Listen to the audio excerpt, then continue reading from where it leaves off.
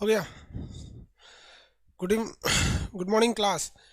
इससे पहले वाले क्लास में आपको कहाँ तक बताए थे?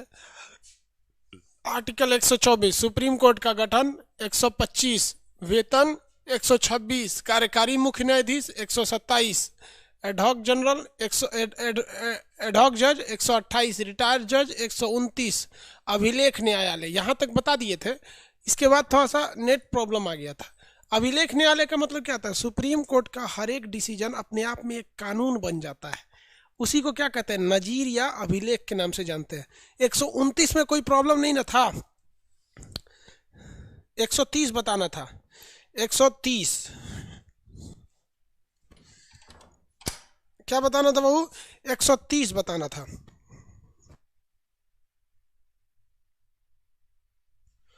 आगे बढ़े।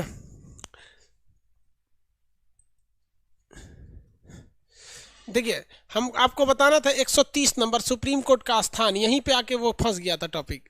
सुप्रीम कोर्ट का स्थान वाले टॉपिक पे आकर ये चीज फंस गया था। नेट नहीं चल रहा था, वो बताना था। तो ये बता देते हैं आप लोग को। आगे बढ़े। देखिए, आर्टिकल 130 सुप्रीम कोर्ट का स्थान। सुप्रीम कोर्ट का स्थान आपको पता है कि ये कहाँ है? दिल्ली में है, दिल्ली में।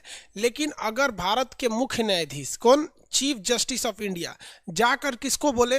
राष्ट्रपति साहब को बोले कि देखिए बहुत लोगों को दिक्कत होता है, एक काम कीजिए राष्ट्रपति महोदय, आप इसका स्थान जो है ना किसी और जगह शिफ्ट कर दीजिए या इसका ब्रांच खोल दीजिए। तो राष्ट्रपति ऐसा कर सकते हैं।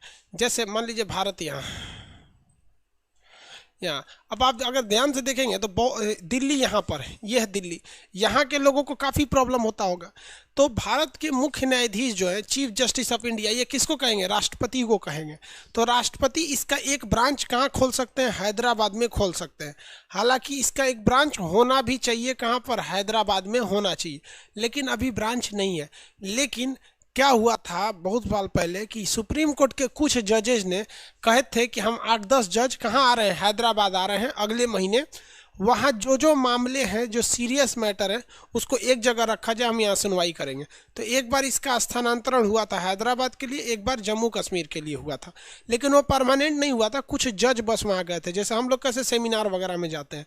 तो ये सुप्रीम कोर्ट का स्थान है। कहाँ पर स्थान है? तो दिल्ली में स्थान है। इस स्थान को बदलने का अधिकार किसे है? राष्ट्रपति को है। ब्रांच खोलने का अधिकार राष्ट्रपति को है। लेकिन इसके लिए उन्हें चीफ जस्टिस ऑफ इंडिया का लिखित सलाह चाहिए होता है, अदरवाइज वो नहीं खोल सकते हैं। तो 31 तक तो बता दिया आप लोग को, किसी को दिक्कत नहीं था। अब 31 के बाद आया था, सॉरी 30 तक बता दिए। अब 30 के बाद आएगा 31, आर्टिकल 31। ये यूपीएससी में भी क्वेश्चन पूछा था। यूपीएससी में ये क्वेश्चन को पूछा हुआ था। आर्टिकल 31 पीडीएफ अपलोड हो गया। देखिए पीडीएफ बाबू अपलोड कर दिए, अभी जस्ट किए।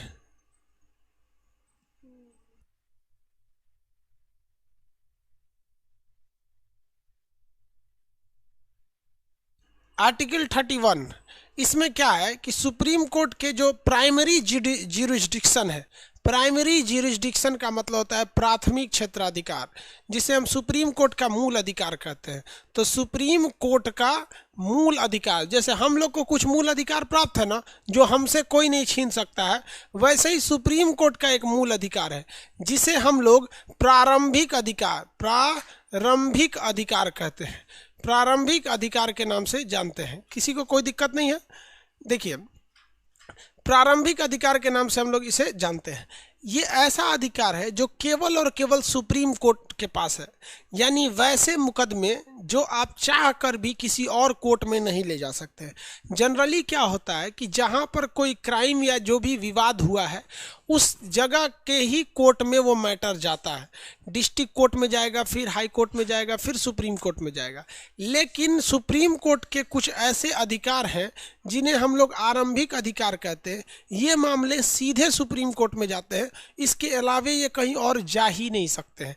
अब इसमें कौन कौन से विवाद आने चाहिए? कौन कौन से विवाद आएंगे भाई?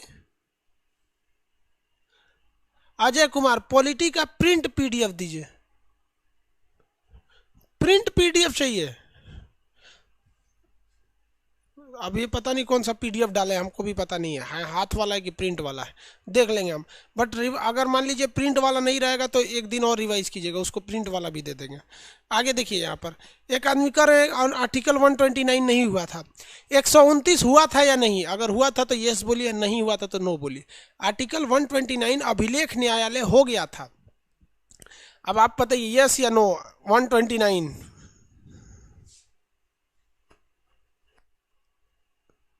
जल्दी बता बाबू। अरे बेवकूफ, यस नो काहे बोल रहा है?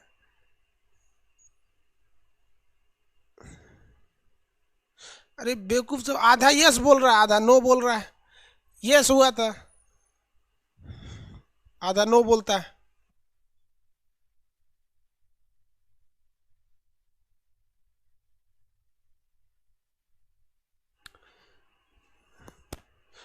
एक से एक हद बेवकूफ है, आधा यस बोल रहा है आधा नो बोल रहा है, ऐसा कैसे हो सकता है यार? होगा तो यस होगा, नहीं होगा तो नो होगा।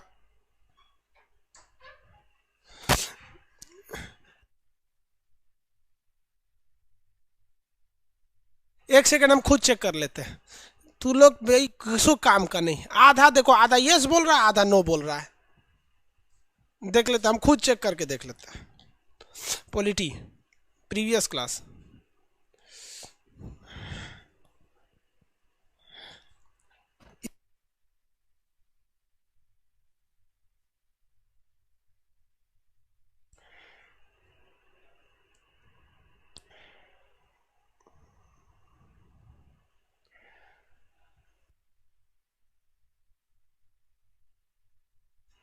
प्रीवियस क्लास कितने तारीख को था? 5 नवंबर को था कि 6 नवंबर को? तो 6 तारीख को तो दो दो चीज दिखा रहा है, 5 तारीख को ये दिखा रहा है 0 मिनट 0 मिनट।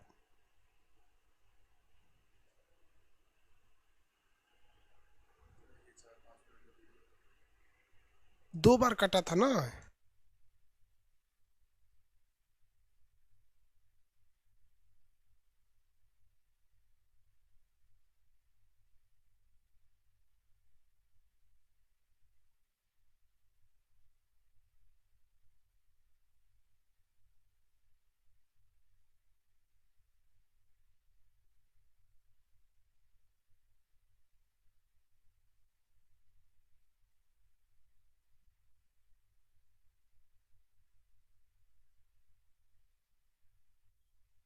तो देखो, आधा बोलता है यस आधा नो, आधा ही गया था। देखिए आर्टिकल 129 समझा देते हैं।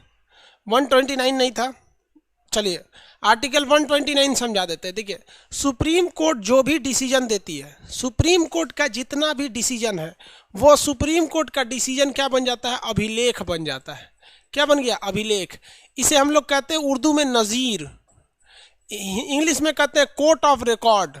Code of record. चलिए बहुत ध्यान से समझ जाइए, इसको छोटा सा टॉपिक है अभिलेख न्यायालय। बस करिए, आप लोग से कोई चीज़ का पोल कराना है, मतलब आप लोग एग्जिट पोल देके चल जाते हैं लोग, हाँ कि ना हाँ कि ना। देखिए अभिलेख न्यायालय का मतलब क्या आता है? सुप्रीम कोर्ट ने जो जो आदेश दिया वो आदेश एक नया कानून बन जाता है। तो आप उसे आदेश न समझ के आप उसे क्या समझेंगे? एक कानून की तरह ट्रीट करेंगे। जैसे सुप्रीम कोर्ट ने किसी मुकदमे में, सुप्रीम कोर्ट ने किसी मुकदमे में यदि किसी अपराधी को फांसी की सजा दिया है, तो अगर वही वैसा ही क्राइम दोबारा होता है, जैसे मान लीजिए कि कोई मेरे क्लास में आया और टीवी फोड़ के चल गया, ये इतना महंगा डिजिटल बोर्ड है, इसको फोड़ के चल गया, तो हम केस करेंगे हाई कोर्ट, डिस्ट्रिक्ट कोर्ट, उसके बाद जाएगा डिस्ट्रिक्ट कोर्ट, मान लीजिए सुप्रीम कोर्ट में जाए, और सुप्रीम कोर्ट ने कहा कि खान सर का जितना का टीवी था उसके दुगुना दाम लीजिए। तो सुप्रीम कोर्ट का आदेश क्या था? जितना मेरा था उससे दोगुना, पहला जो मेरा था इतना इसलिए दीजिए कि मेरी क्षतिपूर्ति हो जाए, उसके अलावा दुगुना दीजिए ताकि उसका जो इतने दिन से खान सर केस लड़ रहे हैं इससे फायदा हो। तो ये एक कानून बन जाएगा कि अगर कोई किसी के सामान को नुकसान पहुंचाएगा ना, तो उसका दुगुना वसूला जाएगा। तो सुप्रीम कोर्ट का हर एक आदेश अपने आप में क्या है? एक तरह का रिकॉर्ड है।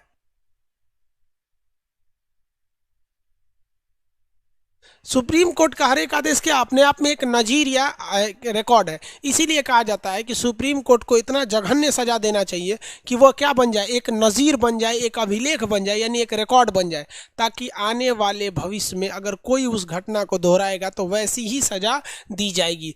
जैसे अगर निर्भया के दोषियों को गैंगरेप किया था उन लोगों ने, फिर उसकी जान ले लिया लोग, तो ऐसे को फांसी की सजा दी थी। तो एकदम कंफर्म समझिए कि हिंदुस्तान में अगर कोई और गैंगरेप होता है और लड़की मर जाती है तो उसको फांसी ही दिया जाएगा। अगर उसका वकील होशियार है तो वो सुप्रीम कोर्ट का वर्डिक्ट यानी फैसला सुनाएगा कि देखिए आपने उन दोषियों को फांसी की सजा दी थी और आप एक रिकॉर्ड की तरह काम करते हैं, यानी आपकी ये सजा क्या बन चुकी है, एक नज़ीर बन चुकी है। इसलिए सुप्रीम कोर्ट कोई भी फैसले को देने से पहले ये 10 बार सोचता है कि जो हम फैसला जो दे रहे हैं ऐसा ना हो कि फैसला गलत हो जाए, क्योंकि आगे जाके ये फैसला एक कानून बन जाता है। समझ में आ रहा है कि नहीं आ रहा है? फैसले क्या बन जाते हैं, कानून बन जाते हैं।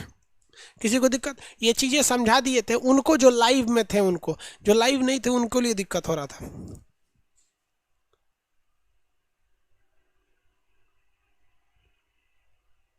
आगे बढ़े।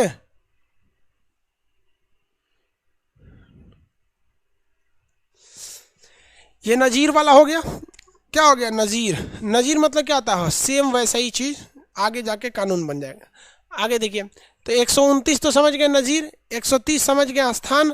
अब ये समझिए 131, ये इंपॉर्टेंट बहुत ज़्यादा है। 131 आर्टिकल 131 बहुत ज़्यादा इंपॉर्टेंट है। आर्टिकल 131 बहुत ज़्यादा इंपॉर्टेंट है। जैसे सुप्रीम कोर्ट भाग 5 खत्म होगा ना, 2 दिन आपको रिवाइज कराएंगे इसका कंप्लीट, तो फिर उसमें समस्या खत्म हो जाएगी। वैसे मामले जो केवल सुप्रीम कोर्ट में जाते हैं, only and only in supreme court, only and only in supreme court, तो ऐसे मामलों को कहते हैं हम लोग प्राइमरी ज्यूरिसडिक्शन, मूल अधिकारिता। वैसे मामले जो केवल और केवल कहाँ जाएंगे, सुप्रीम कोर्ट में जाएंगे। ऐसे कई मामले होते हैं जो डायरेक्ट सुप्रीम कोर्ट में जाते हैं। आप में से 3 एग्जाम्पल समझिए इसमें जो डायरेक्ट सुप्रीम कोर्ट में जाते हैं। कौन कौन से मुकदमे डायरेक्ट सुप्रीम में जाते हैं?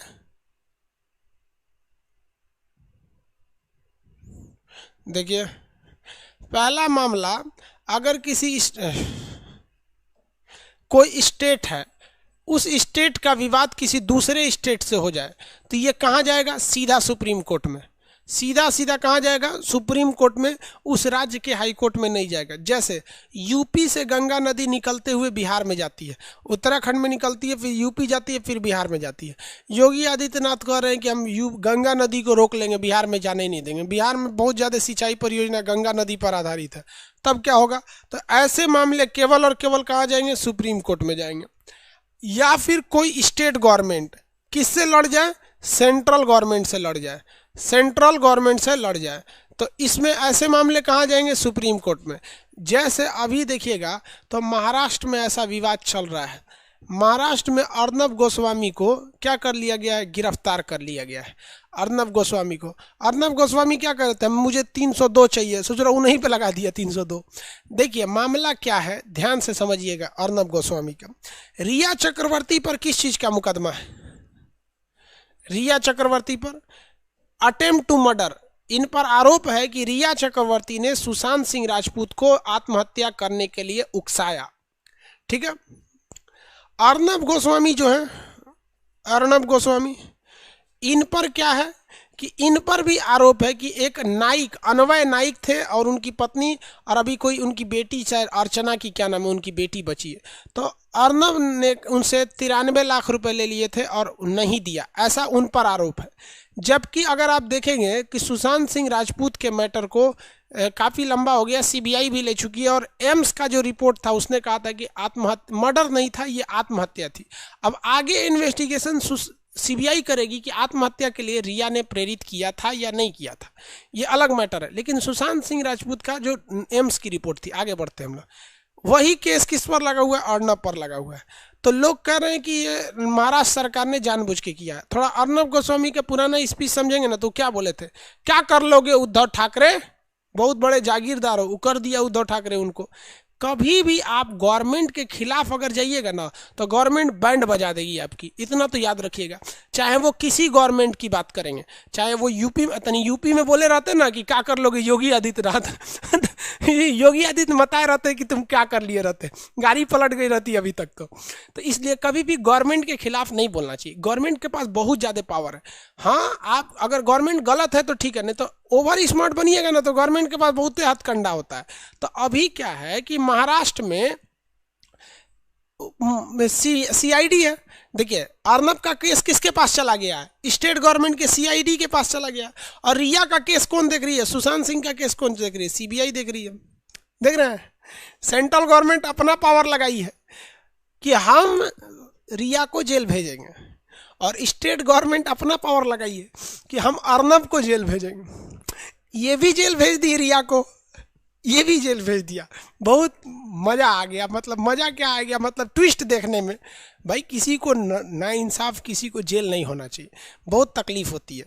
तो बात यहाँ एग्जाम्पल के तौर पर समझा रहे हैं। समझ में आ रहा है कि नहीं आ रहा? इसको ससुरा सब कोई लीक वुक मत कर देना लोग, एप्लीकेशन का वीडियो कुछ लीक कर देता है सर लोल सब। चलिए आगे देखते हैं हम लोग। ये चीज़ समझ में आ गया? तो कभी भी ना कोई ये जो होता है इस सब चीज़ पे स्टेट गवर्नमेंट से उलझना नहीं चाहिए। तो अगर कोई विवाद आ गया जैसे अभी, तो ये कहाँ जाएगा? सुप्रीम कोर्ट में। तो महाराष्ट्र सरकार और स्टेट गवर्नमेंट का अगर कोई विवाद आ गया तो कहाँ जाएगा? सुप्रीम कोर्ट में जाएगा। एक और कंडीशन होते हैं, ग्रुप बाई ग्रुप होता है, ग्रुपबाजी हो जाती है कि मान लीजिए सेंट्रल गवर्नमेंट है, उसके साथ कुछ स्टेट आ गए, सब केंद्र सरकार है उनके साथ कुछ स्टेट आ गए सर, और इधर कुछ स्टेट अपना ग्रुप बना लिए हैं सर। तो ये ग्रुपबाजी भी अगर हो जाता है, ग्रुप बाई ग्रुप भी होता है, तो भी कहाँ जाएगा? वो सुप्रीम कोर्ट में जाएगा। जैसे अगर केंद्र सरकार कोई डिसीजन लेती है ना, तो जितने राज्यों में बीजेपी की सरकार है वो लोग हाँ हाँ बोल देंगे लोग, लेकिन राज्य सरकार जहां दूसरे गवर्नमेंट की है वहां ऐसा नहीं होगा। तो ऐसे भी विवाद देखे जाते हैं कि केंद्र सरकार और उसके साथ कुछ राज्य हो जाते हैं, और राज्य सरकार अपने कुछ अलग अलग ग्रुप बना लेते हैं। तो ये तीनों मामले सुप्रीम कोर्ट में सीधे जा सकते हैं, आप चाह के भी इसे हाई कोर्ट में नहीं ला सकते हैं। समझ में आ गया कि नहीं आ गया? किसी को कोई दिक्कत? किसी को कोई दिक्कत नहीं ना? इंटर स्टेट वाटर डिस्प्यूट, देखिए वाटर डिस्प्यूट का मामला ट्रिब्यूनल को दे दिया जाता है, उसको हम पढ़ाएंगे आपको भाग 14 के ए में, ट्रिब्यूनल पढ़ा देंगे। उसमें न्यायाधिकरण आप सुने होंगे, कावेरी जल विवाद न्यायाधिकरण, तो ट्रिब्यूनल को दे दिया जाता है। तो ये तीन चीज़ें जो होती हैं ये क्या है? डायरेक्ट सुप्रीम कोर्ट में जाती हैं। आप चाह कर भी इसके नीचे सुनवाई कर ही नहीं सकते हैं। कितने लोग बता सकते हैं कि एक और भी मामला है जो डायरेक्ट सुप्रीम कोर्ट में जाता है? एक और मामला है जो डायरेक्ट सुप्रीम कोर्ट में जाता है, उसके नीचे हो ही नहीं सकता। बताइए, आंसर दीजिए। एक और कोई मामला है? वेरी गुड, राष्ट्रपति का चुनाव, राष्ट्रपति का निर्वाचन, राष्ट्रपति उपराष्ट्रपति का चुनाव। Very good. फंडामेंटल राइट कौन बोल रहा है भाई? फंडामेंटल राइट हम आर्टिकल 32 का प्रयोग करके, मन करेगा तो सुप्रीम कोर्ट में जाएंगे, 226 का प्रयोग करके मन करेगा तो हाई कोर्ट में चले जाएंगे, हमारे पास ऑप्शन है। लेकिन राष्ट्रपति और उपराष्ट्रपति के इलेक्शन से अगर कोई डिस्प्यूट पैदा होता है तो ऐसे डिस्प्यूट को हम लोग कहाँ, ऐसे जो डिस्प्यूट होता है ऐसे डिस्प्यूट को हम क्या कहेंगे? ये जो डिस्प्यूट है, जो राष्ट्रपति और उपराष्ट्रपति से रिलेटेड जो डिस्प्यूट हो जाते हैं, ये भी कहाँ जाते हैं? डायरेक्ट सुप्रीम कोर्ट में जाते हैं, उसके नीचे नहीं ला सकते हैं। लेकिन उसके लिए आर्टिकल 131 का प्रयोग नहीं करते हैं। आंसर दीजिए, उसके लिए किस अनुच्छेद का प्रयोग किया जाता है? राष्ट्रपति और उपराष्ट्रपति के निर्वाचन संबंधी विवाद के लिए किसका प्रयोग किया जाता है?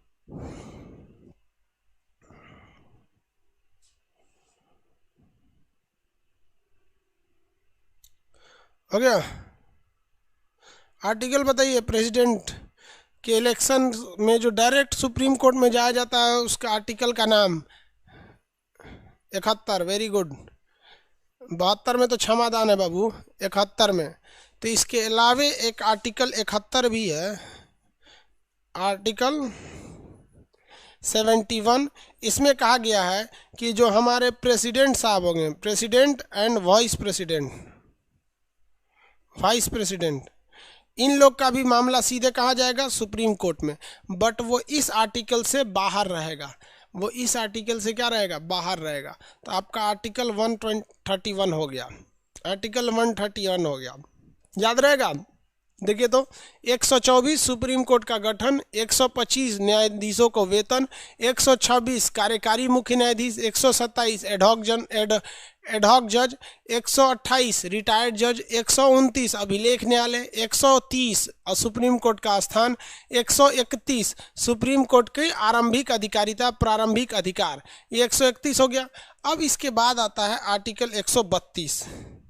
आर्टिकल 132 देखिए ध्यान से, ये तीन चीजें आपस में रिलेटेड है। तो 132, 33, 34, 35 और 36 ये एक दूसरे से, सब एक दूसरे से रिलेटेड है सर।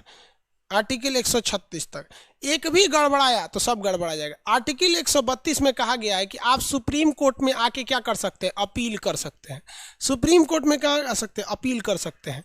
कैसे अपील किया जाता है, तो हाई कोर्ट के फैसले से अगर आप खुश नहीं हैं, देखिए ध्यान से, अगर आप डिस्ट्रिक्ट कोर्ट के फैसले से खुश नहीं है तो आप कहाँ जाइए, हाई कोर्ट से, और हाई कोर्ट से भी संतुष्ट नहीं है तो आइए सुप्रीम कोर्ट में। डायरेक्ट आप सुप्रीम कोर्ट में काहे लिए आइएगा, डायरेक्ट सुप्रीम कोर्ट में आप अपील करने नहीं आ सकते हैं।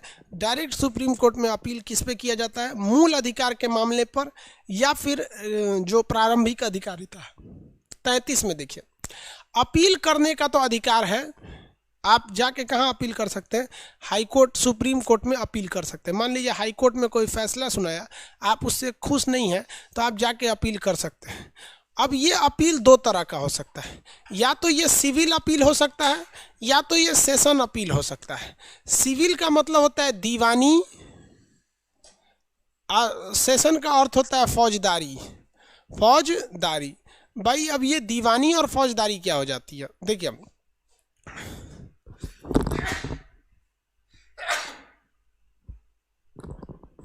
भाई देखिए यहाँ पे दीवानी का मतलब होता है कि पैसा या जमीन से, पैसा या संपत्ति से, संपत्ति से अगर कोई विवाद है तो उसे क्या कहते हैं, दीवानी या सिविल मामला। और अगर ये मारपीट से है ना, मारपीट, तो उसे हम क्या कहते हैं, फौजदारी। तो अगर मान लीजिए कि आपकी ज़मीन किसी ने हड़प लिया, अगर आपकी किसी ने ज़मीन हड़प लिया तो वो मामला कहलाता है दीवानी मामला। तो आप हाई कोर्ट में जाएंगे, आर्टिकल 132 के तहत अपील करेंगे, लेकिन आपकी अपील को रख दिया जाएगा सिविल मामले के अंतर्गत 133 में। लेकिन आप पर अगर किसी ने मर्डर का चार्ज लगा दिया, किस चीज़ का चार्ज लगा दिया, मर्डर का चार्ज लगा दिया, तो मर्डर का चार्ज आपका फौजदारी में हो जाता है। और सपोज हाई कोर्ट ने आपको सुना दिया कि आप ही मर्डरर है, तो आप सुप्रीम कोर्ट में जाइएगा। तो सबसे पहले तो आपको आर्टिकल 132 फॉलो करना पड़ेगा, यानी अपील करना पड़ेगा। साथ ही आपको भेजा जाएगा 134 के तहत, यानी ये तीनों चीज़ें एक ही है। 132 कहता है कि आप सुप्रीम कोर्ट में अपील कर सकते हैं, दूसरा कहता है कि सिविल मामले में अपील कर सकते हैं, तीसरा कहता है कि आप सेशन मामले में अपील कर सकते हैं। ये अपील का अधिकार समझ में आ गया सर, किसी को कोई दिक्कत नहीं, हो गया। पीएम अगर मर्डर कर रहा है तो क्या होगा भाई, पीएम डायरेक्ट मर्डर थोड़ी करता है, दूसरे से करवा देता है। आप लोग अजब बात करते हैं, प्रधानमंत्री को फुर्सत मिलता है मर्डर करने का। पीडीएफ डाल दिया गया है बाबू, क्लास खत्म होने के बाद दिखेगा, 1.5-2 घंटे बाद, ठीक है। आगे देखते हैं लोग, ये हो गया आपका सेशन कोर्ट। इसके अलावे अपील में एक और चीज़ें कही गई है, फेडरल न्यायालय की। अब ये फेडरल न्यायालय क्या होता है, 36 में आपका ये 35 देख लिए लोग, 35-36 फेडरल न्यायालय नहीं समझ रहे। देखिए ये 35 किसी काम का नहीं है, फेडरल न्यायालय, फेडरल न्यायालय ये, और इसमें अन्य मामले।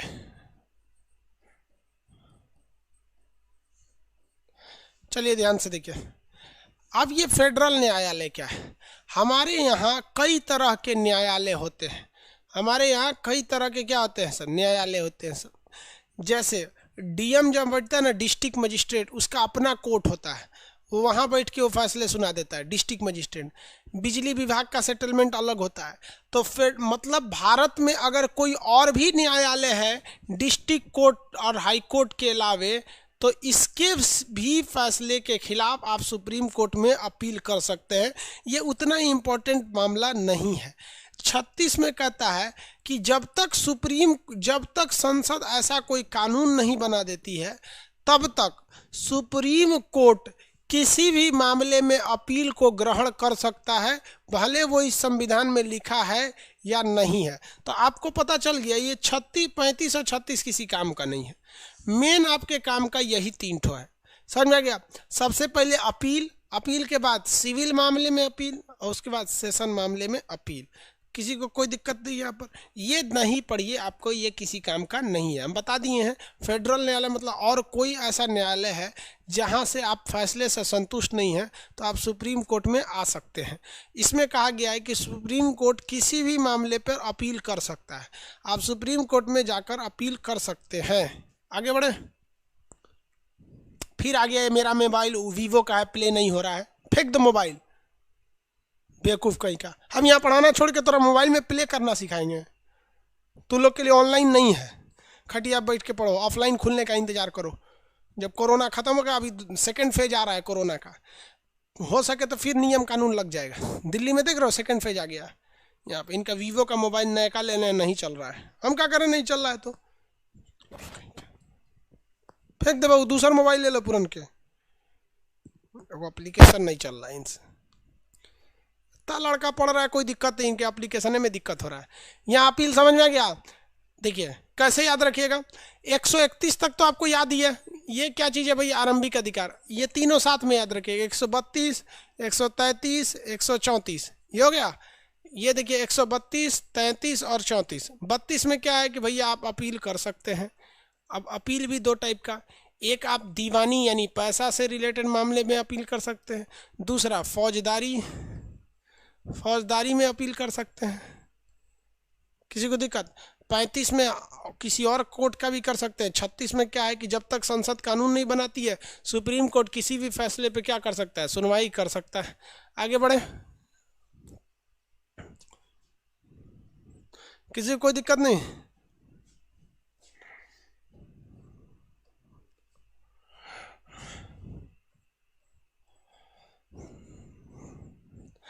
अगला आता है आर्टिकल 137।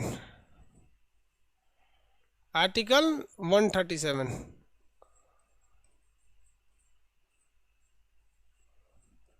ये बहुत जरूरी है।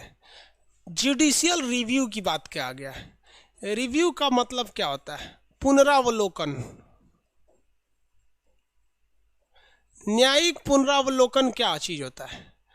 न्यायालय जो है अपना पुनरावलोकन यानी रिव्यू कर सकती है।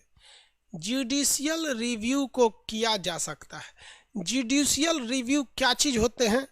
अपने फैसले को बदल देना है। किसान बिल पारित हो गया रे बबुआ, भयानक विरोध हुआ था उसका। आगे देखिए, किसी को कोई दिक्कत? रिव्यू यानी न्यायिक पुनरावलोकन क्या होता है? देखिए, सुप्रीम कोर्ट जो है वो अपने फैसले को चेंज कर सकती है। सुप्रीम कोर्ट अपने फैसले को ही बदल सकती है। इसे कहा जाता है जुडिशियल रिव्यू कहा जाता है। इसे क्या कहा जाता है? Judicial review. अपने फैसले को वो चेंज कर सकती है। जैसे आप देखेंगे कि सुप्रीम कोर्ट जो था वो किसी मामले में कहता है कि प्रस्तावना संविधान का भाग नहीं है। जैसे सुप्रीम कोर्ट ने मिनर्मा में कह दिया प्रस्तावना संविधान का भाग नहीं है, जबकि गोलकनाथ के मुकदमे में केशवानंद भारती में कहता है कि प्रस्तावना संविधान का क्या है? भाग है। तो सुप्रीम कोर्ट जो है वो अपने वर्डिक्ट यानी अपने फैसले को चेंज कर सकता है। इस चीज़ को हम क्या कहते हैं? न्यायिक पुनरावलोकन। न्यायिक पुनरावलोकन की जो शक्ति है सुप्रीम कोर्ट की, ये अमेरिका के संविधान से लाया गया है। हम लोग इस शक्ति को कहाँ से लेके आए हैं? अमेरिका के संविधान से लेकर आए हैं न्यायिक पुनरावलोकन की शक्ति को। आगे बढ़े। किसी को कोई दिक्कत नहीं है?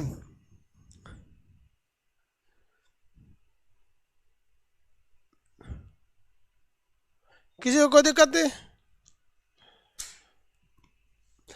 देखिए, सुप्रीम कोर्ट अपने फैसले को चेंज कर सकता है कि नहीं कर सकता? आराम से कर सकता है। जैसे सुप्रीम कोर्ट ने कह दिया, किसी मामले में सुप्रीम कोर्ट ने कह दिया कि खान सर को जेल भेज दिया जाए। सुप्रीम कोर्ट ने कहा, सुप्रीम कोर्ट ने खान सर को कहाँ भेज दिया? जेल भेज दिया। 10 साल जेल की सजा सुना दिया। मेरा वकील सुप्रीम कोर्ट में फिर से क्या डालेगा? रिव्यू डालेगा। अब सुप्रीम कोर्ट ने कहा कि ना भैया, हमसे गलती हो गया, खान सर को क्या कर दीजिए? जेल से बाहर निकाल दीजिए। तो वो अपने फैसले को बदल दिया, अपील थोड़ी किया गया। मिनर्वा बिल, अभी हम क्या बोल दिए भाई? बेरूबरी बोल दिए हैं क्या? बेरूबरी मामले में देखिए, बेरूबरी एक केस था, बेरूबरी में सुप्रीम कोर्ट ने कहा ना कि हमारा जो प्रस्तावना है ये संविधान का भाग ही नहीं है। लेकिन केशवानंद मामले में सुप्रीम कोर्ट ने कहा कि जो प्रस्तावना है वह संविधान का भाग है। तो बताइए ना, एक मुकदमे में कह रहा है कि प्रस्तावना संविधान का भाग नहीं है और दूसरे मुकदमे में कह रहा है कि प्रस्तावना संविधान का भाग है। यानी सुप्रीम कोर्ट को यह पूरा अधिकार है कि वह अपने किसी भी फैसले को चाहे तो वो बदल सकती है, जब चाहे तब। अब इसे हम लोग कहते हैं जुडिशियल रिव्यू, अपने ही फैसले को बदल देना। अब एक और चीज इसमें कंफ्यूजन होता है। अब इतना तो समझ में आ गया ना, सुप्रीम कोर्ट अपने फैसले को बदल देती है। इसी को क्या कहा? 137, ये अमेरिका से लाया गया, ये बहुत इंपॉर्टेंट क्वेश्चन है। इसके अलावा एक और क्वेश्चन पूछता है जो आप फंस जाते हैं, हालांकि हम आपको पढ़ा दिए हैं। अनुच्छेद 13, अनुच्छेद 13 कहता है रीजस्टिफिकेशन, रिव्यू नहीं कर रहा है, रीजस्टिफिकेशन। ये न्यायिक पुनरावलोकन नहीं है, न्यायिक समीक्षा है। न्यायिक समीक्षा है ये दोनों में अंतर होता है, ध्यान से समझिएगा। यहां सुप्रीम कोर्ट अपने ऑर्डर को चेंज करता है। यहां सुप्रीम कोर्ट अपना जो ऑर्डर दिया है उसे लगता है कि नहीं, हमने से पहले जो ऑर्डर दिया गया था वो ऑर्डर गलत था, अब सुधार देते। और इसमें सुप्रीम कोर्ट संसद द्वारा बनाए गए किसी कानून को रद्द कर देता है। तो जब संसद द्वारा बनाए गए या पुराने किसी कानून को सुप्रीम कोर्ट रद्द करती है तो उसे रीजस्टिफिकेशन यानी न्यायिक समीक्षा कहते हैं। जैसे इंस्टेंट 3 तलाक खत्म कर दिया गया, इंस्टेंट 3 तलाक को रीजस्टिफिकेशन के तहत खत्म किया गया है, न्यायिक समीक्षा के तहत क्या कर दिया गया? खत्म कर दिया गया है। तो संसद अगर कोई गलत कानून बना देती है जो संविधान के हिसाब से ठीक नहीं है, तो ऐसे कानून को सुप्रीम कोर्ट क्या कर सकती है? रद्द कर सकती है। संसद ऐसे कानून को क्या कर सकती है? रद्द कर सकती है। रीजस्टिफिकेशन, न्यायिक समीक्षा, संसद ऐसे कानून को क्या कर सकती है? रद्द कर सकती है। जैसे 3 तलाक, लेकिन दोनों में एक शर्त है कि जो जज होने चाहिए, दोनों में क्या होने चाहिए? जो जज होने चाहिए उनकी मिनिमम संख्या कितनी होनी चाहिए? 5 होनी चाहिए। मैक्सिमम कितना भी हो सकते हैं, हम आपको एक एग्जांपल देते हैं। केशवानंद, इसमें 13 गो जज थे सब, एक के मामला को 13 जज सुन रहा था सब। गोलकनाथ मामला, ये एक के मामले को 9 गो जज सुन रहा था सब। ये अब तक की सबसे बड़ी बेंच है, सुप्रीम कोर्ट की सबसे बड़ी बेंच है। बेंच जजों की समूह को क्या कहा जाता है? बेंच कहा जाता है। तो सुप्रीम कोर्ट अपने फैसले को बदलती है 137 के तहत, जिसे रिव्यू या पुनरावलोकन कहते हैं। संसद के किसी कानून को रद्द कर देती है या पुराने कानून को, रीजस्टिफिकेशन, न्यायिक समीक्षा को।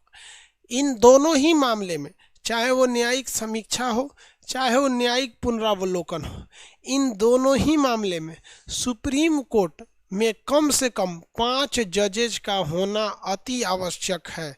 ये 5 जज से कम नहीं होने चाहिए, ज़्यादा हो सकते हैं। किसी भी संवैधानिक मामला में, कोई संवैधानिक मामला भी रहेगा ना तो भी 5 जज होने चाहिए। बाबरी मस्जिद राम जन्मभूमि विवाद में कितने जज? बाबरी मस्जिद राम जन्मभूमि मामले में कितने जज? 5 जज। कितने जज? 5 जज। किसी को कोई दिक्कत नहीं? 5 जज। सबसे बड़ा जजों की खंडपीठ या न्यायिक बेंच कौन सी थी? केशवानंद भारती में। ये आगे पढ़ना है कि मुकदमे में क्या क्या हुए थे, केशवानंद में क्या था, किस में क्या था। किसी को कोई दिक्कत नहीं, आगे बढ़े।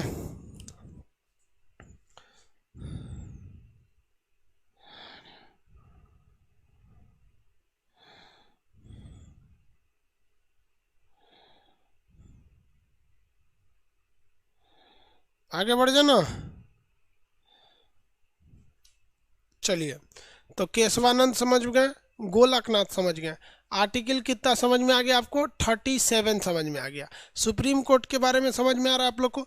124 से सुप्रीम कोर्ट क्या है, शुरू है।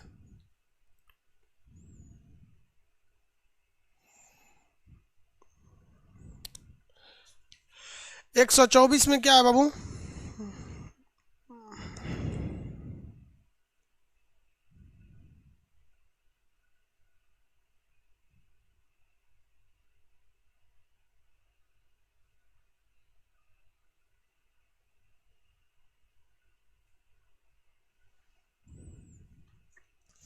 सुप्रीम कोर्ट का गठन 124, वेतन 125, कार्यकारी मुख्य न्यायाधीश 126, एडवोकेट एडहॉक जज 127, रिटायर्ड जज 128, अभिलेख न्यायालय 29, अभिलेख न्यायालय 29। किसी को दिक्कत? आगे बढ़े। स्थान 30, ये क्या नाम है आपका, प्रारंभिक अधिकार 131, अपील 32, सिविल अपील 33, आपका सेशन अपील 34, 35 36 किसी काम का नहीं। 37 क्या है? न्यायिक जुडिशियल रिव्यू, जुडिशियल रिव्यू।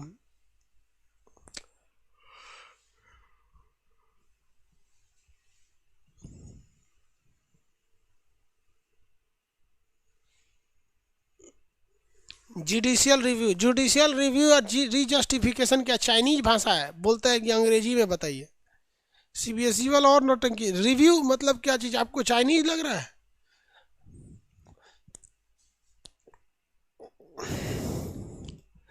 एक 137 तक आपको बता दिए।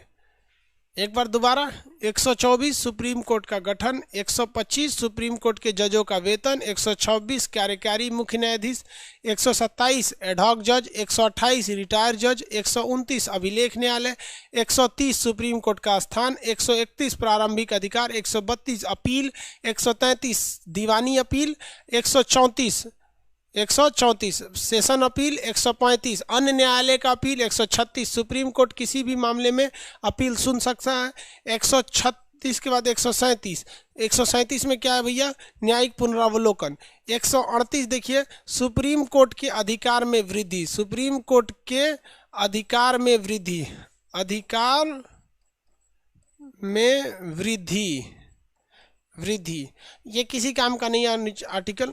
देखिए, ऐसे कभी कभी मामले आ जाते हैं ना जो सुप्रीम कोर्ट पहले संविधान में था ही नहीं, तो ऐसे मामले जो संविधान में नहीं था उसमें भी सुप्रीम कोर्ट हस्तक्षेप कर सकता है। ये सुप्रीम कोर्ट के अधिकार में वृद्धि है। अगर इसके अधिकार को रोकना है तो संसद को एक कानून बनाना पड़ेगा। संसद को क्या करना पड़ेगा? कानून बनाना पड़ेगा। तो ये हो गया आपका संसद के अधिकारिता। 139 ये पढ़ा दिए आपको। कितने लोग बता सकते हैं आर्टिकल 139 में क्या है? आर्टिकल 139 में क्या है?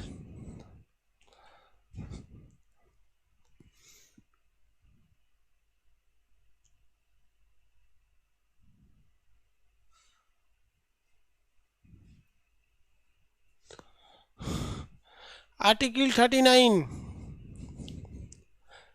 पढ़ा दिए हैं।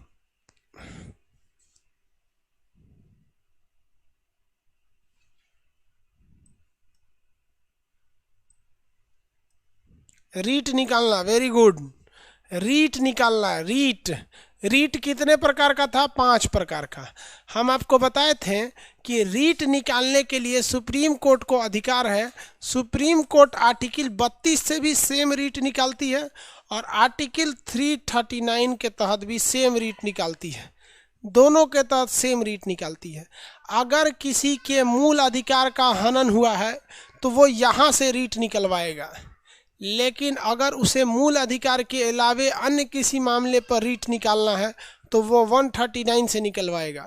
जिनको रीट नहीं पता है वो प्रीवियस क्लास नहीं किए हैं, इसको पढ़ाने की क्या ज़रूरत है जब ऑलरेडी आपको रीट के बारे में पढ़ा दिए हैं। तो ये रीट के बारे में तो हम आपको पहले ही बता दिए हैं, किसी को कोई दिक्कत नहीं। आगे बढ़े तो बताइए 139 में किसकी चर्चा है? रीट की चर्चा है। रीट कितने प्रकार के होते हैं? 5 प्रकार के। रीट कितने प्रकार के? 5 प्रकार के। किसी को कोई दिक्कत नहीं है। अगर हमें मूल अधिकार से संबंधित कोई रीट निकलवाना है तो 32 के तहत, मूल अधिकार के अलावे अगर कोई रीट निकालना है तो वो एक 139 के तहत रीट निकलेगा। तो ये रीट की चर्चा इसमें हो गई। सुप्रीम कोर्ट को कल ख़त्म कर देंगे। आज के क्लास के लिए इतना ही।